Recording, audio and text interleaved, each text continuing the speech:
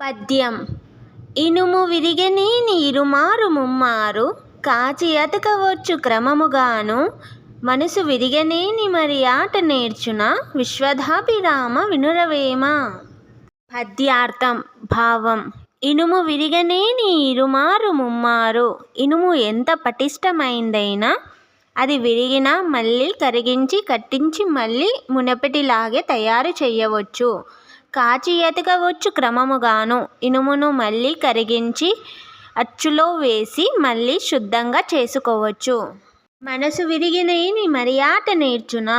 కానీ ఒకసారి మనసు విరిగితే, మనసు దెబ్బతింటే, నమ్మకం పోతే దాన్ని మునుపటిలా చేయడం అసాధ్యం. మనసు పగిలితే దానికి అచ్చు లేదు, అతుకు లేదు. విశ్వదాభిరామ వినురవేమ. ఓ విశ్వాన్ని ఆనందింపజేసే వేమనా విను. వివరణ. ఇనుము భౌతిక పదార్థం కాబట్టి అది విరిగినా కరిగించవచ్చు, అతికించవచ్చు, మళ్ళీ బలపరచవచ్చు. కానీ మనసు విరిగిపోవడం అనేది కోపం, బాధ, అవమానం, వంచన, మోసం, విశ్వాసద్రోహం వంటి వలన జరుగుతుంది. మనసుకు వచ్చిన గాయం కొంతకాలం తర్వాత కూడా మళ్ళీ జ్ఞాపకం వస్తుంది. ముందున్న విశ్వాసం, ప్రేమ, అనుభూతి మళ్ళీ అలాగే రావటం చాలా కష్టమే. మూల సందేశం. మనసు, నమ్మకం ఎంతో సున్నితమైనవి. ఒక్కసారి దెబ్బతింటే తిరిగి మునపటి స్థితికి రావు. మాటలు, ప్రవర్తన, సంబంధాలలో జాగ్రత్త అవసరం. ఇతరులకు మనసు నొప్పించేలా ప్రవర్తించకూడదు. నీతి. ఇనుము విరిగినా సరిచేయవచ్చు, కానీ మనసు విరిగితే మునపటి రూపం రాదు. పద్యం. చెప్పులోని రాయి చెవిలోని జోరీగా కంటిలోని నలుసు కాలిముళ్ళు ఇంటిలోని పోరు ఇంతింతగాదయ్య విశ్వదాభిరామ వినురవేమ. పద్యార్థం భావం. చెప్పులోని రాయి. చెప్పులో ఒక చిన్న రాయి ఉన్న ప్రతి అడుగుకి బాధ కలిగిస్తుంది. చెవిలోని జోరీగా. చెవిలో వచ్చే ఈగ మ్రోగడం చిన్నదైనా అసహనమిస్తుంది. కంటిలోని నలుసు. కంటిలో చిన్న ఇసుక పొర కనురెప్ప మూయిన తెరిచిన మంట ఇస్తుంది. కాలిముళ్ళు. పాదంలో పడిన ముళ్ళు చిన్నదైనా నొప్పి ఎక్కువ. ఇంటిలోని పోరు ఇంతింతగాదయ్యా. ఇంట్లో జరిగే చిన్న గొడవలు కూడా ఇవి అన్నిటికీ మించి బాధ కలిగిస్తాయి. విశ్వదాభిరామ వినురవేమ. ఓ విశ్వాన్ని ఆనందింపజేసే వేమనా విను. వివరణ. మన శరీరానికి చిన్న తరహా సమస్య వచ్చినా అది పెద్ద అసౌకర్యం కలిగిస్తుంది. చిన్న రాయి కూడా చెప్పులో అయితే నడవలేము. చిన్న దూది కూడా చెవిలో అయితే దినచర్యలు చెడిపోతాయి. ఇదే విధంగా ఇంట్లో జరిగే చిన్న చిన్న గొడవలు కూడా కుటుంబాన్ని బాధపెట్టే పెద్ద సమస్యలుగా మారతాయి. బయటవారి సమస్యలు తాత్కాలికం, తప్పించొచ్చు. కానీ ఇంట్లో జరిగే గొడవలు మన మనసును, దినచర్యను బాధ పెడతాయి. మూల సందేశం. చిన్న సమస్యలు పెద్ద ఇబ్బందులకే కారణం అవుతాయి. అవి చిన్నవిగా కనిపించినా నిర్లక్ష్యం చేయకూడదు. కుటుంబంలో కలహం అనేది చిన్నది కాదు, అది జీవితాన్ని మొత్తం కలుషితం చేస్తుంది.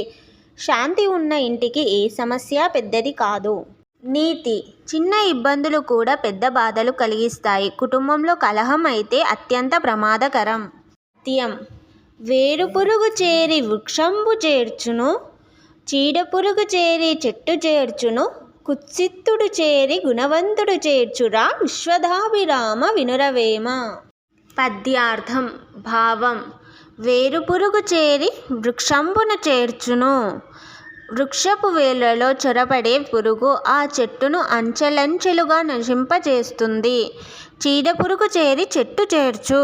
చెట్టులోకి చొరబడే చీడపురుగులు కూడా అదే విధంగా చెట్టును లోపల కుళ్ళగొడతాయి.